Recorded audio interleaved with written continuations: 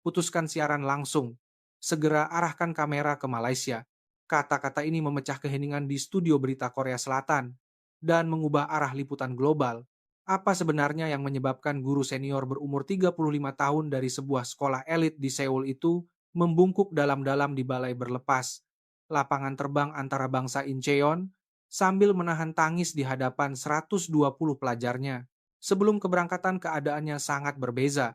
300 ibu bapak membanjiri panggilan telepon sekolah, memprotes kenapa bukan New York, tetapi Malaysia. Apa jaminan Kuala Lumpur selamat? Saya dengar lalu lintas huru-hara, dan bukankah ia neraka bagi pejalan kaki? Para guru juga merasa tidak selesa. Cikgu Park Min-ho, ketua tahun persekolahan, terpaksa memutuskan untuk pergi ke Kuala Lumpur karena kekangan budget. Namun hanya dalam 5 hari, segala-galanya berubah. Apa yang berlaku dalam 5 hari itu? Apa yang mengubah kemarahan 300 ibu bapak menjadi rasa terharu? Dan pemandangan apakah yang membuat guru senior 35 tahun ini membungkuk begitu dalam di lapangan terbang? Dengarkanlah kisah ini terus daripada guru elit Korea Selatan tersebut. Selamat datang. Saya Park Min-ho. Saya berkhidmat sebagai ketua tahun persekolahan selama 35 tahun di sebuah sekolah menengah elit di Gangnam, Seoul. Sekolah kami dianggap sebagai sekolah bangsawan di mana ramai anak golongan atasan Korea menuntut adalah menjadi kebiasaan bagi kami untuk membawa pelajar senior melancong ke luar negara setiap tahun. Biasanya kami akan memilih bandar-bandar barat seperti New York atau London. Pada Februari tahun lalu, pengetua mengadakan mesyuarat kecemasan. Bendahari mengumumkan bahwa budget tahunan telah dipotong 40%. Kami perlu melaksanakan lawatan dengan budget 120 ribu won Korea setiap pelajar, sedangkan New York memerlukan sekurang-kurangnya 180 ribu won. Wakil agensi pelancongan mencadangkan Kuala Lumpur, Malaysia dengan nada gemetar. Katanya, 5 hari perjalanan boleh diuruskan dengan 100 won setiap pelajar. Udara di bilik mesyuarat membeku. Sejujurnya, saya juga tidak bersemangat.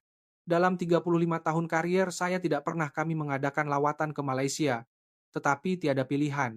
Kuala Lumpur akhirnya diputuskan sebagai destinasi. Pada awal Mei kami mengadakan sesi taklimat untuk ibu bapa.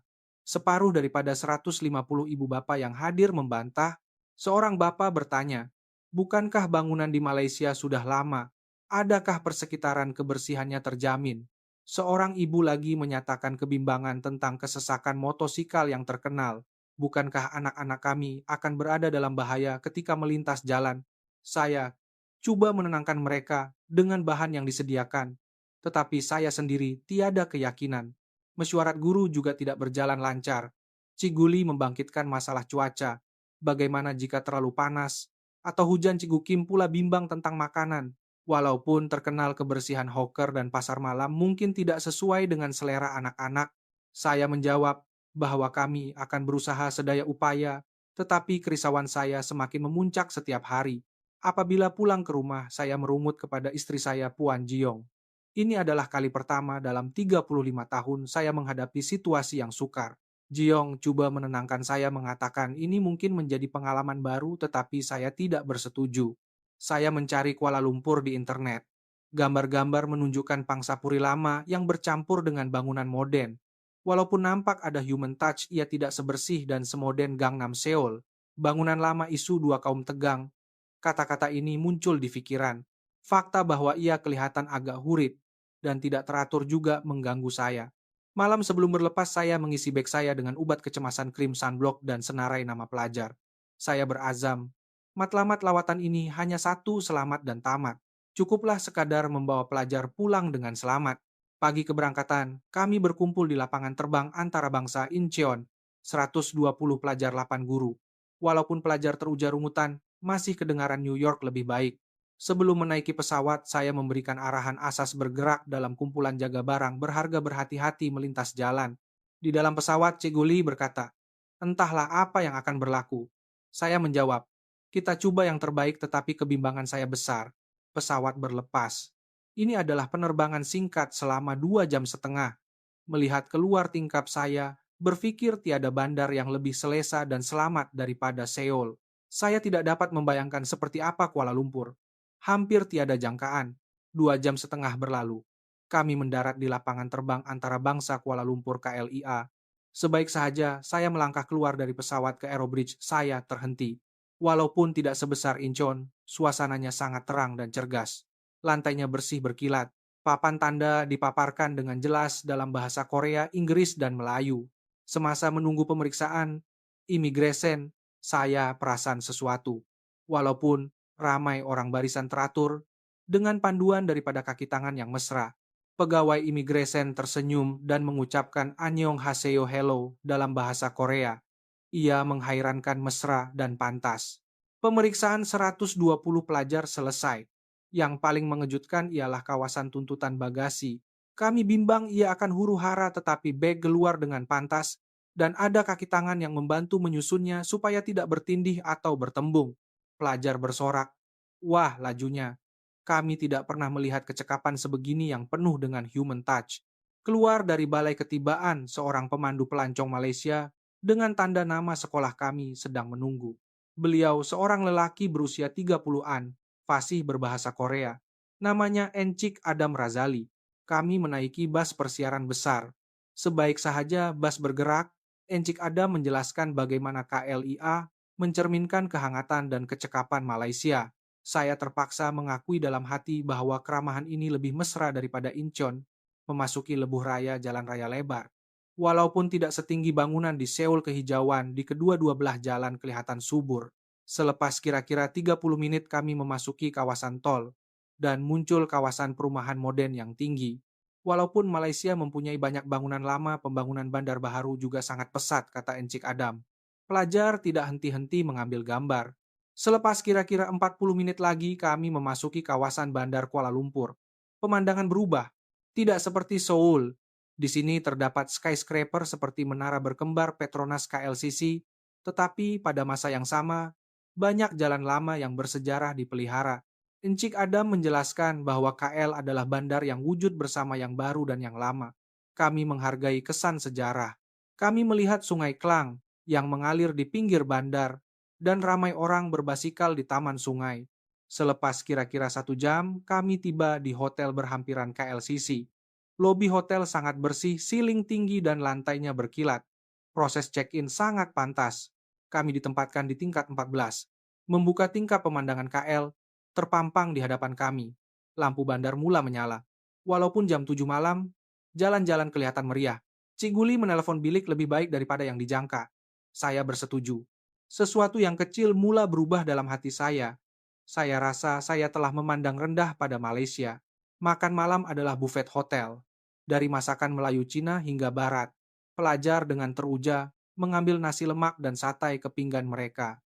Pelajar yang pertama kali minum teh tarik terkejut dengan tekstur buihnya, tetapi mereka menikmatinya. Selepas makan malam, kami memberikan pelajar 2 jam masa bebas untuk bersiar-siar di kawasan Bukit Bintang. Kami membahagi mereka kepada 4 kumpulan yang terdiri daripada 30 orang setiap kumpulan diketuai oleh seorang guru. Saya bertanggung jawab ke atas kumpulan 1. Encik Adam mencadangkan, kenapa tidak coba naik MRT, transit aliran laju, di Kuala Lumpur, diiktiraf dunia sebagai bersih dan selamat. Anda boleh mengalami kehidupan seharian yang berbeza daripada Seoul. Saya agak ragu-ragu. Tren bawah tanah Seoul sesak semasa waktu puncak dan saya bimbang ia kotor. Tetapi Encik Adam berkata, sudah tentu tiada masalah. Kira-kira jam 6 petang kami turun ke stesen MRT. Platform kelihatan sangat bersih, lebih bersih daripada yang saya sangka. Terang benderang. Sebaik sahaja tren laluan selatan tiba pintu terbuka dan orang ramai keluar dengan teratur. Penumpang mematuhi peraturan utamakan yang keluar sebelum masuk dan beratur dengan teratur di garisan yang dilukis di lantai. Di Seoul, orang yang keluar dan masuk sering bercampur aduk dan bertolak-tolakan, tetapi tidak di sini.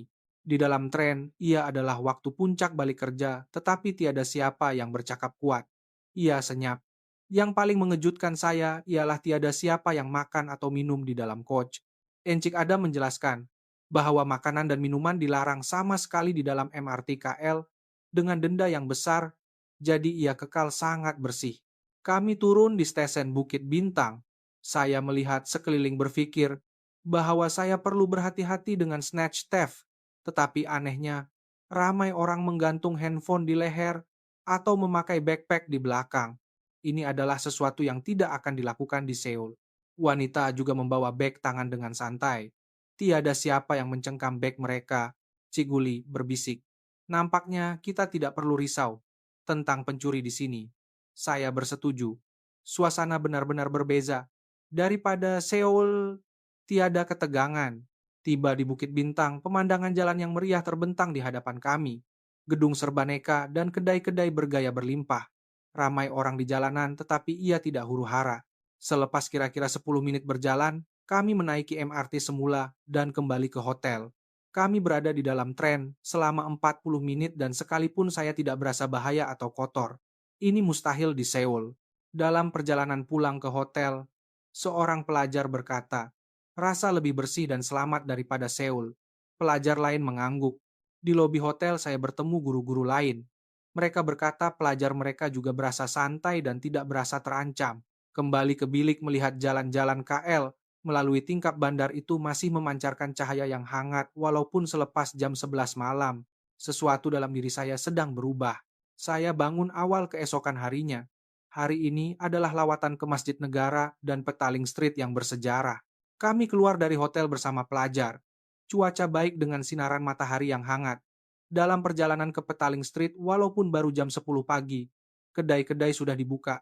Pelajar teruja melihat kedai dimsum dan kedai ubat tradisional. Selepas kira-kira 1 jam berjalan, saya memberikan pelajar masa bebas dan menetapkan masa berkumpul di hadapan dataran merdeka dalam 30 menit. Pelajar berpecah kepada kumpulan kecil. Ciguli dan saya memutuskan untuk minum teh tarik di kedai berhampiran. Semasa berjalan ke kedai terdengar bunyi kecoh dari hadapan. Saya berlari. Ia adalah ruang terbuka di hadapan sebuah kedai cenderamata. Pelajar kami, Suyon, berdiri di sana menangis. Wajah Suyon pucat. Dia berkata dompetnya hilang. Nampaknya ia tercicir di suatu tempat ketika dia membeli belah. Saya mendekatinya dengan tergesa-gesa. Suyon menangis. Dompet saya hilang. Ada paspor dan semua uang saku saya. Pada saat itu, orang ramai mula berkumpul di sekeliling. Mula-mula 2 atau 3 orang, kemudian 7 orang dalam sekelip mata. Ada seorang pelajar university berusia 20 Ean, seorang makcik yang memakai apron peniaga makanan, dan seorang wanita yang baru selesai membeli belah. Pelajar university itu segera menggunakan teleponnya untuk menelepon dan bertanya kepada kedai-kedai berhampiran. Makcik yang memakai apron menepuk belakang Suyon. Walaupun kami tidak paham bahasa dia berkata, "Takpe-takpe," dengan suara yang hangat dan memberikan sehelai tisu kepadanya. Wanita yang baru selesai membeli belah mengeluarkan sebotol air dari bagnya dan memberikannya kepada Suyon. Seorang lelaki pertengahan umur pula, secara sukarela menawarkan diri untuk menunggang motosikalnya dan mencari di sepanjang jalan. Saya hanya berdiri di sana tergamam. Semuanya berlaku terlalu pantas. Dalam masa kurang dari 1 menit, 7 orang ini menunjukkan human touch yang menakjubkan secara serentak. Tiada siapa yang mengarahkan mereka, tetapi semua orang mahu membantu. Pelajar university yang menelepon kedai menghampiri kami. Tiada di kedai, tetapi pekerja kedai kata ada orang jumpa dan hantar ke balai polis berdekatan. Kira-kira 5 menit kemudian 2 anggota polis tiba dengan motosikal. Selepas mengesahkan keadaan Suyon, mereka menyuruh kami pergi ke balai polis. Pelajar university berusia 20-an itu melangkah ke hadapan. Saya akan ikut. Saya tahu sedikit bahasa Korea dan boleh bantu terjemah. Saya terkejut. Orang yang tidak dikenali sanggup berbuat sejauh ini. Kami pergi ke balai polis. Pelajar university itu membantu menerjemah sepanjang proses. Prosedur selesai dan dompet Suyon ditemui semula utuh. Ketika kami hendak meninggalkan balai polis, saya mengucapkan terima kasih kepada pelajar university itu. Saya bertanya namanya. Katanya Chen Kaiwei, pelajar University Malaya. Saya terus mengucapkan terima kasih, tetapi Chen Kaiwei hanya tersenyum. Ini budi bahasa kebijaksanaan orang Malaysia, Cikgu. Adalah perkara biasa untuk menghulurkan bantuan apabila melihat seseorang dalam kesusahan. Selamat datang ke Malaysia, katanya. Saya tidak terkata. Bagaimana jika ini berlaku di Seoul? Mungkin kebanyakan orang akan tergesa-gesa lalu karena sibuk. Mustahil 7 orang akan berkumpul serentak untuk mengambil berat, malah memberikan air dan tisu. Dan saya tidak dapat bayangkan, ada orang yang akan menemani dan menerjemah di balai polis selama lebih dari 1 jam. Dalam perjalanan pulang ke hotel dengan taksi, Ciguli sudah menunggu di lobi. Saya menerangkan apa yang berlaku secara terperinci. Wajah Ciguli menunjukkan ekspresi tidak percaya. Saya juga merasakan perkara yang sama. Malam itu, semasa makan malam, saya menceritakan apa yang berlaku kepada pelajar. Pelajar terkejut. Seorang pelajar berkata, "Orang Malaysia sangat baik hati." Semua orang mengangguk. Malam itu saya membuka komputer riba dan mencari data keselamatan Malaysia. Data menunjukkan kadar jenayah di Malaysia adalah sangat rendah dan sering tersenarai di antara negara paling selamat dalam Global Safety Index. Saya terus mencari dan mendapati Malaysia mempunyai budaya kejiranan yang kuat dan kadar penyelesaian case yang tinggi. Terutamanya, ramai pelancong asing berkongsi pengalaman barang yang hilang ditemui semula di Malaysia. Saya merenung screen. Nomor tidak berbohong. Malaysia sememangnya negara yang selamat. Prejudis yang saya pegang selama ini adalah salah. Saya menelepon Ciguli dan menunjukkan data itu. Ciguli juga terkejut. Saya tak sangka sejauh ini. Saya berpikir bahwa saya perlu menunjukkan maklumat ini kepada ibu bapak juga. Pada pagi hari ketiga, lawatan kami adalah ke sebuah sekolah menengah kebangsaan di Kuala Lumpur. Sebuah bangunan sekolah yang mempunyai sejarah panjang dan kemudahan canggih. Pengetua menyambut kami di pintu masuk utama. Kami melawat bilik darjah tingkatan 6. Di hadapan bilik darjah terdapat skrin sentuh yang besar dan pelajar menggunakan tablet masing-masing. Guru mengklik skrin dan maklumat dihantar serentak kepada semua tablet pelajar. Pengetua menjelaskan Malaysia adalah kuasa besar teknologi. Kami sangat mementingkan pendidikan digital. Saya terkejut malah sekolah swasta elit di Seoul pun tidak mempunyai liputan sebegini. Di Dewan Sukan kami mengadakan sesi pertukaran dengan 30 pelajar Malaysia. Kami memutuskan untuk bercakap dalam bahasa Inggris. Topik perbualan adalah kehidupan seharian. Seorang pelajar kami bertanya, "Apa yang kamu buat selepas sekolah?" Seorang pelajar Malaysia menjawab, "Pergi ke pusat tuition atau activity club." Kebanyakan pelajar berkata mereka aktif sehingga jam 8 atau 9 malam malah lebih lewat. Pelajar kami terkejut. Aktif hingga lewat malam. Tidak bahaya kebalik rumah. Pelajar Malaysia itu ketawa. Tidak sama sekali ada convenience store 7-Eleven, KK Mart, dan lampu jalan yang terang di mana-mana, dan keselamatan sangat baik. Saya tidak takut untuk menaiki LRT atau bus bersendirian pada jam 9 malam. Saya meragui telinga saya. Di Seoul, pelajar perempuan yang pulang sendirian pada waktu malam sentiasa perlu berwaspada. Saya bertanya, "Betul ke begitu?" Pelajar Malaysia mengangguk. Ibu bapak bimbang tentang keselamatan jalan raya, tetapi mereka tidak melarang kami keluar, karena bahaya jenayah seperti penculikan atau rompakan. Ada rondaan polis di mana-mana sangat selamat. Pelajar Malaysia yang lain juga bersetuju. Semasa makan tengah hari, saya bercakap dengan guru-guru Malaysia di bilik guru. Seorang guru wanita berusia 40 An menjelaskan, dalam bahasa Inggris, KL dipanggil salah satu tempat paling selamat, walaupun banyak motosikal. Saya bertanya, "Ibu bapak benar-benar tidak bimbang?"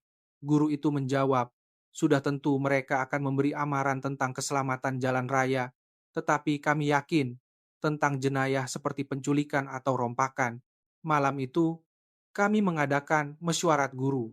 Cik Guli mencadangkan, apa kata kita para guru berjalan-jalan di jalan-jalan Kuala Lumpur pada larut malam tanpa pelajar?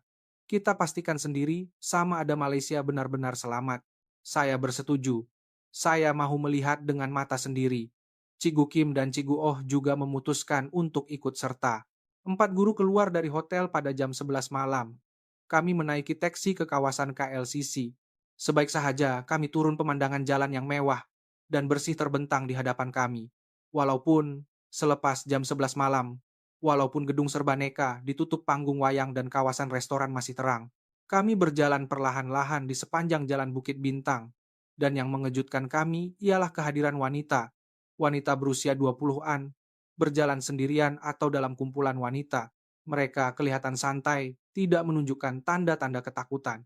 Seorang wanita berjalan sambil mendengar musik dengan earphone dan melihat handphone. Ini juga boleh berlaku di Seoul, tetapi sangat jarang untuk berasa begitu santai selepas jam 11 malam. Cigu Kim berbisik, "Nampak sangat selamat." Saya mengangguk. Kami coba masuk ke sebuah convenience store 7-Eleven. Walaupun selepas tengah malam, masih ada beberapa pelanggan. Ada yang makan snack, ada yang mengambil bungkusan. Krani menyambut kami dengan ceria. Kami membeli minuman dan semasa membayar, saya bertanya kepada Krani, "Tak takut ke kerja malam?" Krani menjawab dalam bahasa Inggris, "Tak takut langsung." Convenience store di Malaysia 24 jam dan sangat selamat. Keluar dari convenience store kami terus berjalan. Selepas jam 1 pagi, pejalan kaki berkurangan sedikit tetapi jalan raya masih meriah. Kami melihat pondok rondaan dan CCTV di mana-mana. Kereta polis juga sesekali lalu bukan karena kemalangan, tetapi rondaan rutin. Kira-kira jam 2 pagi kami menaiki taksi ke River of Life Sungai Klang, tempat yang disyorkan oleh Encik Adam. Katanya ia meriah walaupun pada waktu malam. Tiba di tepi sungai, saya terkejut. Walaupun jam 2 pagi, masih ada orang berbasikal, pasangan berjalan-jalan, dan anak muda berbual di bangku. Pencahayaan terang, sungai mengalir dengan tenang, dan lampu di seberang sungai berkelip-kelip. Ia adalah pemandangan yang damai. Kami berjalan di sepanjang promenade. Kami mendengar bunyi air sungai, angin sejuk. Ciguli berkata, Sungai Han di Seoul pun meriah pada waktu malam, tetapi di sini ada rasa santai yang unik. Saya bersetuju. Orang di sini sangat santai. Mereka tidak perlu berhati-hati karena mereka tidak perlu. Duduk di bangku merenung sungai, kami dapat melihat lampu bandar di kejauhan. Bandar itu tidak tidur tetapi ia tidak bising, teratur dan damai. Cik Gukim berkata, akhirnya saya paham. Saya tahu kenapa pelajar Malaysia boleh aktif sehingga lewat malam, karena ia sangat selamat. Kira-kira jam 3 pagi kami menaiki taksi kembali ke hotel. Kami telah berjalan di jalan-jalan malam Kuala Lumpur selama 4 jam. Sekalipun saya tidak berasa tidak selesai. Sebaliknya, hati saya terasa tenang. Berbaring di katil pengalaman malam ini sangat kuat. Semua prejudis yang saya pegang telah hancur. Kuala Lumpur sama sekali berbeza daripada kekacauan dan keusangan yang saya bayangkan. Ia lebih selamat daripada Seoul. Ia melampaui Seoul dari segi human touch dan keselamatan. Saya kini yakin bahwa Malaysia adalah salah satu negara paling selamat di dunia. Pagi hari keempat tiba. Hari ini adalah lawatan ke Perdana Botanical Garden dan Museum Negara. Kami menaiki bus bersama pelajar. Tiba di Museum Negara, bangunan besar itu menyambut kami. Masuk ke dalam, pelajar terdiam melihat artefak berharga. Mereka kagum dengan sejarah dan budaya yang mendalam. Beralih ke Perdana Botanical Garden, matahari bersinar di atas tasik.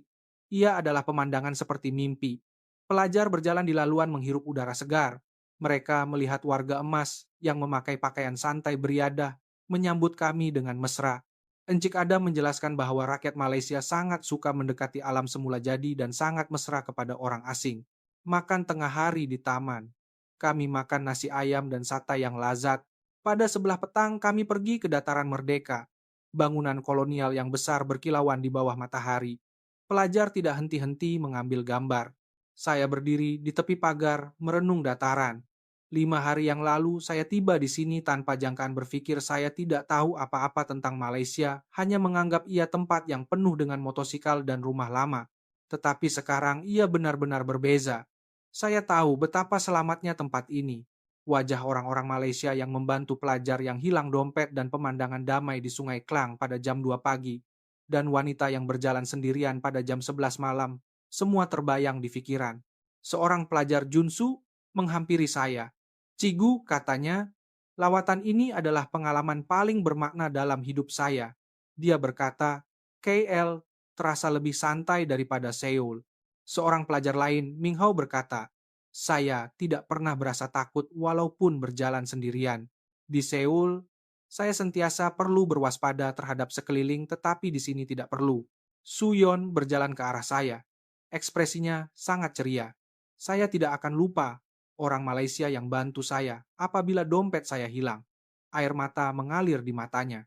Hati saya tersentuh. Setelah mengajar selama 35 tahun dan mengajar pelajar yang tidak terkira banyaknya, tidak pernah saya melihat perubahan yang begitu ketara. Hanya dalam 5 hari yang singkat, ia telah mengubah 120 pelajar. Pagi hari terakhir tiba, membuka tingkap dan melihat jalan-jalan KL, saya rasa 5 hari berlalu terlalu pantas. Sambil mengemas beg, saya melihat sekeliling bilik. Semua detik di sini mengalir dalam pikiran saya. Aktiviti pagi adalah masa bebas terakhir. Pelajar membeli pineapple tart dan cenderamata di sebuah kedai di Petaling Street. 1 jam kemudian kami menaiki bus ke Kalia. Bus senyap. Pelajar merenung keluar tingkap merakam image terakhir Kuala Lumpur di mata mereka. 1 jam kemudian kami tiba di Klia.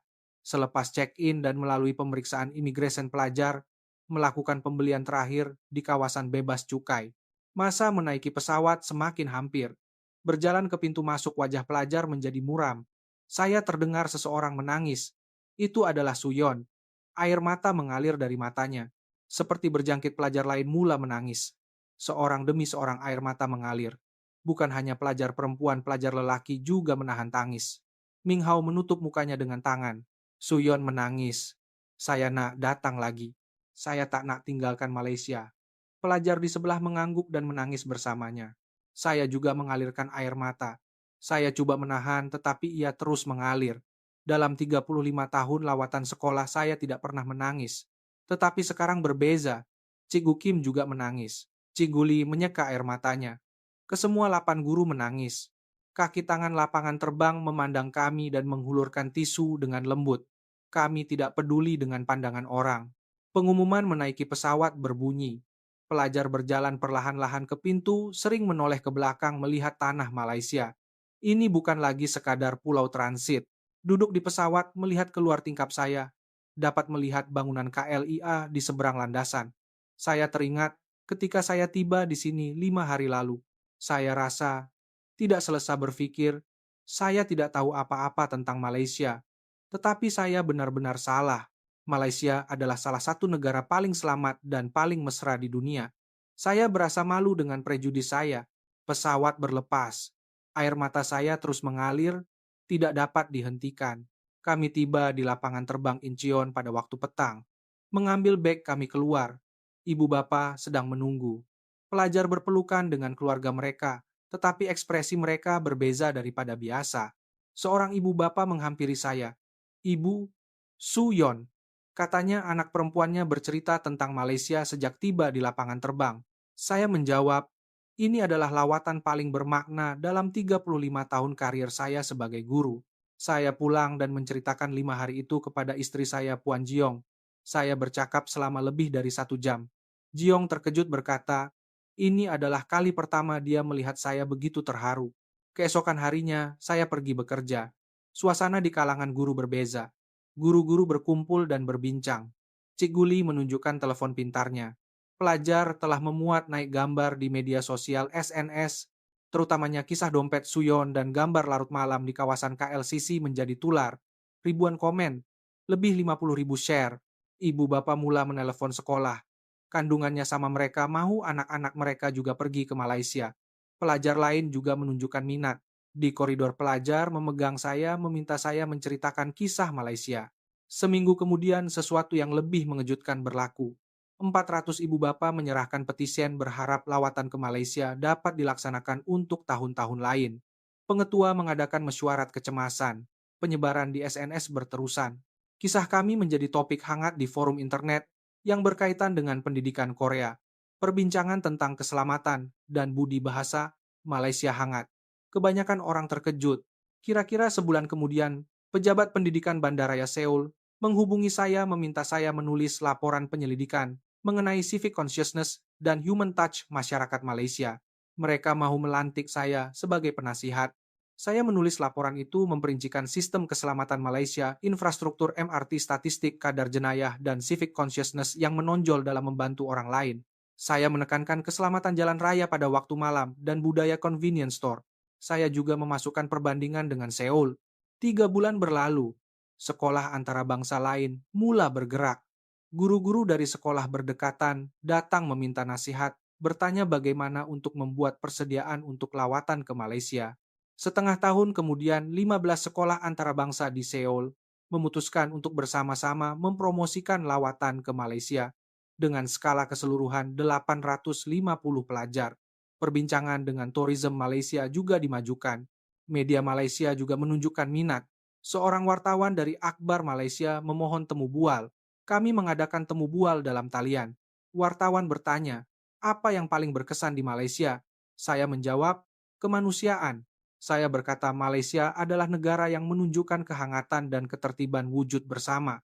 Itu bukan sekadar sistem, tetapi keselamatan yang dibina oleh kebaikan setiap warganya. Setahun kemudian keadaan telah berubah sepenuhnya. Tempahan penerbangan Seoul KL telah meningkat 180% berbanding tahun lalu. Terutamanya perjalanan berkumpulan pelajar. Saya sendiri kini pergi ke Malaysia 2 kali setahun membawa pelajar baharu setiap kali. Bulan lepas saya melawat KL bersama 160 pelajar. Yang paling saya hargai ialah perubahan pelajar. Pelajar yang melawat Malaysia mula belajar bahasa Melayu. Muncul juga pelajar yang merancang untuk belajar di Universiti Malaysia. Pelajar yang melihat dunia tanpa prejudis semakin bertambah. Bulan lepas saya memberi ceramah pada seminar guru. Topik prejudis. Saya menceritakan pengalaman saya mengakui bahwa saya tidak tahu apa-apa tentang Malaysia selama 35 tahun. Saya menekankan bahwa kejahilan itu hancur dalam masa 5 hari yang singkat, dan bahwa Malaysia berbeza daripada negara yang saya bayangkan. Ia adalah salah satu negara paling selamat di dunia. Saya menceritakan kisah 7 orang Malaysia yang membantu Suyon yang kehilangan dompetnya. Saya menerangkan pemandangan damai di Sungai Klang pada jam 2 pagi. Saya menceritakan kisah pelajar sekolah menengah Malaysia yang pulang sendirian pada jam 11 malam. Penonton mendengar ceramah itu dengan senyap. Selepas ceramah ramai guru datang dan berkata, sekolah mereka juga mahu mempromosikan lawatan ke Malaysia. Saya bercadang untuk menumpukan baki 3 tahun sebelum bersara untuk menyampaikan message ini betapa pentingnya melihat dunia tanpa prejudis untuk membolehkan generasi akan datang melihat dunia dengan hati yang lebih terbuka daripada kita. Ini adalah perkara yang boleh saya lakukan sebagai seorang pendidik. Ini juga adalah pengajaran terbesar yang diberikan oleh Malaysia kepada saya. Dalam 35 tahun karier saya sebagai guru, saya telah melawat banyak bandar Paris, London, Rome, Berlin. Tetapi tiada bandar yang menggegarkan saya seperti Kuala Lumpur. Kuala Lumpur bukan sekadar bandar yang selamat. Ia adalah tempat di mana budaya yang mementingkan kemanusiaan, sistem transit yang teratur, dan keharmonian sosial yang hangat wujud bersama. Semua itu diselaraskan dengan sempurna. Saya sering berkata kepada pelajar saya, lihat dunia dengan mata kamu sendiri. Buang prejudis. Alami dengan hati yang terbuka. Itulah pembelajaran sebenar. Malaysia adalah negara yang mengajar saya perkara ini. Walaupun hanya dalam masa 5 hari yang singkat, ia adalah pengalaman paling berharga dalam hidup saya. 120 pelajar itu pasti merasakan perkara yang sama. Air mata yang mengalir bersama di lapangan terbang masih segar dalam ingatan saya. Air mata itu bukan kesedihan. Itu adalah rasa terharu karena menemui dunia baru. Ia adalah kegembiraan saat prejudis dihancurkan. Sekarang saya yakin, Malaysia adalah negara yang patut diberi perhatian oleh dunia. Ia adalah negara di mana keselamatan, ketertiban, dan kehangatan menjadi rutin harian. Sebagai orang yang telah mengalaminya, saya boleh mengatakannya dengan yakin. Saya mahu menunjukkan Malaysia kepada generasi pelajar seterusnya, membolehkan mereka mengalami dunia yang lebih luas dan mempunyai perspektif tanpa prejudis. Ini adalah perkara paling bermakna yang boleh saya lakukan dalam baki karier saya sebagai guru. Inilah kisah seorang guru sekolah elit yang prejudisnya telah dihancurkan dan terharu dalam masa 5 hari di Kuala Lumpur. Sekian untuk cerita hari ini. Sila tinggalkan komen galakan untuk watak utama kisah ini.